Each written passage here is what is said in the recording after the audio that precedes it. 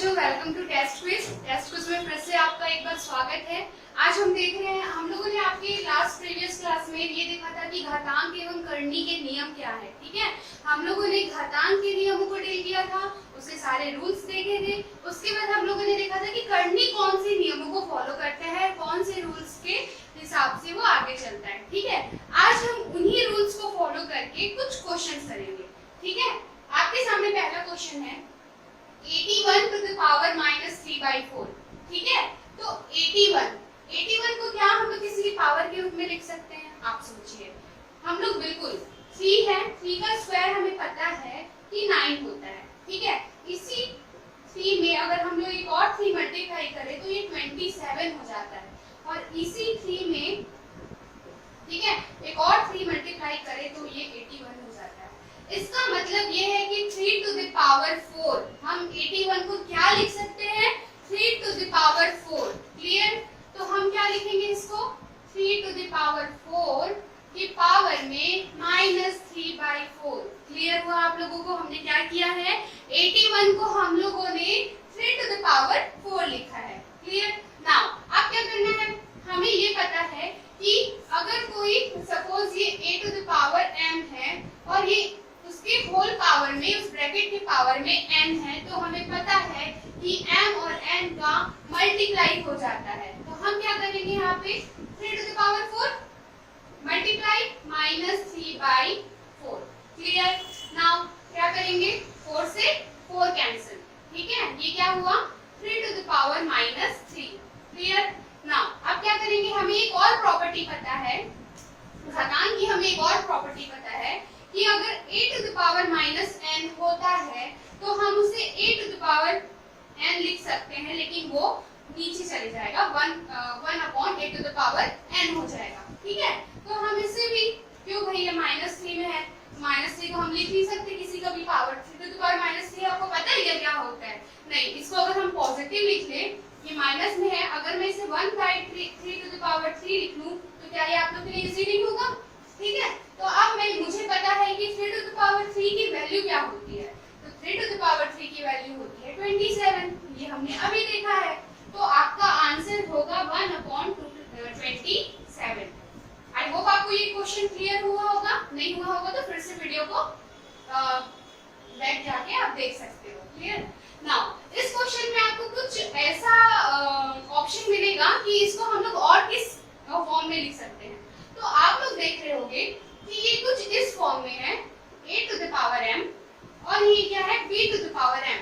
मेरा मतलब ये है कि यहाँ पे m जो है वो दोनों में सेम है, इसलिए मैंने बेस तो डिफरेंट है, a to the power m और b to the power m, लेकिन इसका हम लोगों को रूल पता है कि इसको हम, अगर दोनों का बेस सेम है तो हम क्या कर सकते हैं, इसका होल पावर m लिख सकते हैं। तो बस ऑप्शन में कुछ आपको इस तरह से ही मिलेगा, तो हमें इसे कुछ उस फॉर्मेट में जमाना है, जैसे कि ये 4/3 और ये क्या लिखा मैंने, 5/3, और इसका होल पावर में क्या लिखूंगी, 5, क्योंकि इस फॉर्मूले से हमें पता है कि a to the power m और b to the power m call में है, तो उसका होल पावर m हम लिख सकते हैं। क्लियर? नाउ नेक्स्ट क्वेश्चन, इसका सॉल्यूशन देखते हैं हम।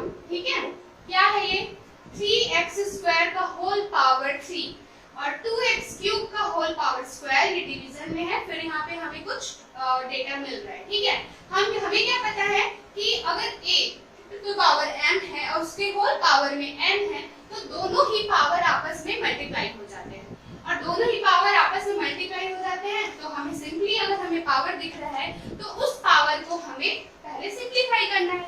आइए हम इसे सिंप्लीफाई करते हैं। ये क्या हो जाएगा, 3 to the power 3, यहाँ पे वेरिएबल आपको x दिख रहा है, इसमें कुछ नहीं है, मतलब यहाँ पे बीच में है मल्टीप्लिकेशन, यहाँ पे हमने क्या डाला बच्चों, मल्टीप्लिकेशन। नाउ x स्क्वायर है, ये 2 इसके साथ मल्टीप्लाई होगा तो 2 3 क्या होगा, ये होगा आप लोगों का 6। क्लियर? नाउ 2 का स्क्वायर क्या होगा, ये 2 का स्क्वायर मैंने एज इट इज लिख दिया।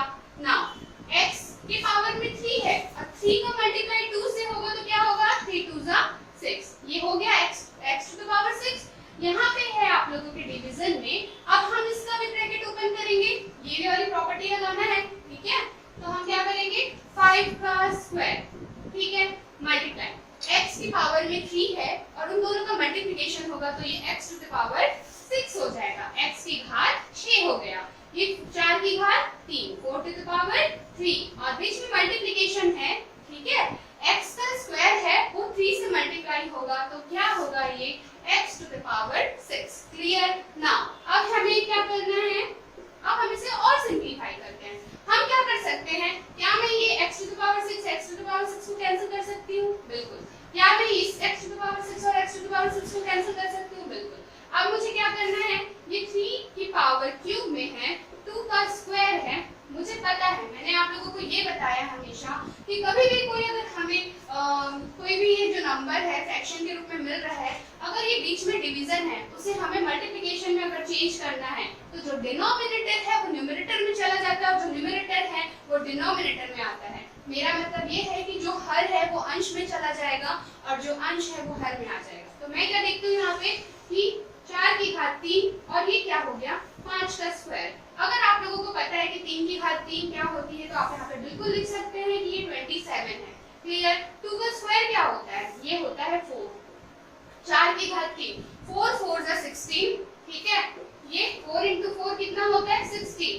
क्लियर? और इसी 16 में एक और आप 4 मल्टीप्लाई करेंगे, मतलब कि 4 की घात 3 अगर आपको पता करना है तो 16 4 जा 64 होता है। क्लियर? नाउ ये हो गया हम लोग का 64। 5 का स्क्वायर कितना होता है, 5 का स्क्वायर होता है 5 into 5, 5 5 जा 25। क्लियर? नाउ आप क्या कर सकते हैं, हम लोग क्या मैं 4 को 64 से कैंसिल आउट कर सकती हूँ? बिल्कुल कर सकती हूँ। 4 1 जा 4 और ये होगा 16 टाइम में कैंसिल, ठीक है, 4 16 जा 64। क्लियर? अब मैं और क्या कुछ कैंसिल आउट हो सकता है, 25 है, 27 है, 16 है, मुझे और तो कुछ नहीं लग रहा है कि कुछ कैंसिल आउट हो सकता है, तो मैं सिंपली अब क्या करूंगी, इसका मल्टीप्लाई कर दूंगी। 16 7 जा होता है 112, ये आया 2, कैरी आया 11, 16 2 जा होता है 32 और 32 प्लस 11 होगा 43। क्लियर? 432 और इसके डिनोमिनेटर में क्या है 25। तो बच्चों आपका आंसर यहाँ पे हो जाएगा 432 डिवाइड बाय 25, ये आंसर, ठीक है। Clear? Next, now next question हम करते हैं। आप लोगों को बस प्रॉपर्टीज पता होनी चाहिए कि कौन सी प्रॉपर्टी हम यूज करके उस क्वेश्चन को कितना सिंपलीफाई कर सकते हैं, ठीक है। बेस्ड ऑन प्रॉपर्टीज हम बहुत सारे क्वेश्चंस इजीली सॉल्व कर सकते हैं। जैसे कि आपको कोई क्वेश्चन बहुत कॉम्प्लिकेटेड दिखे, जैसे कि मैं आपको एक क्वेश्चन दे रही हूँ 1/x, ठीक है, प्लस सॉरी ये 1 है, 1/1 प्लस x की पावर में है b minus a plus x की पावर में है c minus a। Clear? Now फिर आपका नेक्स्ट है 1/1 प्लस x की पावर में a माइनस b प्लस क्या है x की पावर में c माइनस b प्लस 1/में है सिर्फ 1 प्लस x की पावर में b minus c plus x की पावर में a माइनस c। ठीक है, हम लोगों को क्वेश्चन दिख रहा है बहुत लेंथी है, बहुत बल्कि है, हमें इसकी वैल्यू फाइंड आउट करनी है। इसकी वैल्यू फाइंड करने के लिए आपके दिमाग में कुछ चल रहा है कि हम इसे कैसे सॉल्व कर सकते हैं, हम इसमें क्या प्रॉपर्टी लगा सकते हैं, हम कौन सा अप्रोच लगा सकते हैं। क्वेश्चन देख के आप देख रहे होंगे ये हम लोग, ये मुझे क्या दिख रहा है x b minus a x c minus a। क्या मुझे ये प्रॉपर्टी पता है कि x की पावर में अगर m माइनस n है, अगर x की पावर में m माइनस n है तो क्या मैं इसे x to the power m और x to the power n लिख सकती हूँ? बिल्कुल। मुझे बस ये अप्रोच दिखा, अब मैं ये अप्रोच यहाँ पे लगाती हूँ कि मैं कैसे कर सकती हूँ। मैं क्या करूंगी 1, ठीक है, 1 प्लस क्या करेंगे x to the power b minus a है, मैं इसे लिख सकती हूँ x to the power b upon x to the power a। Simple. Now अगर x टू द पावर में c माइनस a है तो इसे मैं क्या लिख सकती हूँ x to the power c और अपॉन में आ जाएगा x to the power a। Clear? Now यहाँ पे क्या आएगा, ये बीच में आया आपका प्लस। सिंपल, हम इसको भी सेम ऐसे ही करेंगे, ये 1 plus x to the power a upon x to the power b plus x to the power c upon x to the power b। ठीक है, इसको मैं ऐसा हम लिख सकते हैं, ठीक है। प्लस अब क्या होगा 1 power b upon x to the power c plus x to the power a upon x to the power c। Clear? अब मुझे ये दिख रहा है, अब कभी भी ऐसा कुछ प्लस वाला दिखे तो हम डायरेक्ट उसका एलसीएम लेने की कोशिश करेंगे। तो सिंपल यहाँ पे x to the power a है, यहाँ के डिनोमिनेटर में, यहाँ पे x to the power a है, यहाँ पे कुछ नहीं है मतलब 1 है। ठीक है, तो मैं इसे सिंपलीफाई करने की कोशिश करूंगी। यहाँ पे मेरा पूरा एलसीएम आ जाएगा x to the power a, यहाँ पे कुछ नहीं है मतलब डिवीजन करेंगे x to the power a आएगा, ये मल्टीप्लाई होगा और यहाँ पे आएगा x to the power a, ये इससे डिवाइड होगा, ये 1 टाइम्स में होगा। यहाँ पे क्या आ जाएगा x to the power b, यहाँ पे क्या आ जाएगा, यही है सेम, डिवाइड होगा 1 आएगा और आएगा क्या x to the power c, यहाँ पे प्लस। ठीक है, आप लोग इसको सॉल्व करते जाइए साथ ही साथ। देखिए ये क्या होगा, फिर यहाँ पे एलसीएम क्या आ गया आप लोगों का x to the power b। ठीक है, ये x टू द पावर यहाँ जाएगा b plus x to the power a plus x to the power c plus यहाँ पे भी सेम आप लोगों का यही है, क्या आया आप लोगों का LCM x to the power c आया। ठीक है, x to the power c आने के बाद फिर हम यहाँ पे लिखेंगे x to the power c plus x to the power b plus x to the power a। Clear? अब क्या कर सकते हैं हम लोग, ये जो x to the power a है ये उसके ऊपर चला जाएगा। कभी भी ऐसा हमें पता है, ये अगर कोई हम लोग के पास ये न्यूमरेटर है, ये डिनोमिनेटर है, डिनोमिनेटर में भी अगर यही हम लोग को सेम मिल रहा है, मतलब अंश और हर वाला ही कुछ पोर्शन मिल रहा है, तो जो ये नीचे वाला जो पोर्शन होता है ना वो ऊपर चला जाता है। ठीक है, तो मैं इसे क्या लिखूंगी फिर से, अब मैं इसे ये लिखूंगी, ये x to the power a ऊपर आया, x to the power a ऊपर आया, नीचे में क्या बचा है x to the power a plus x to the power b plus x to the power c। Clear?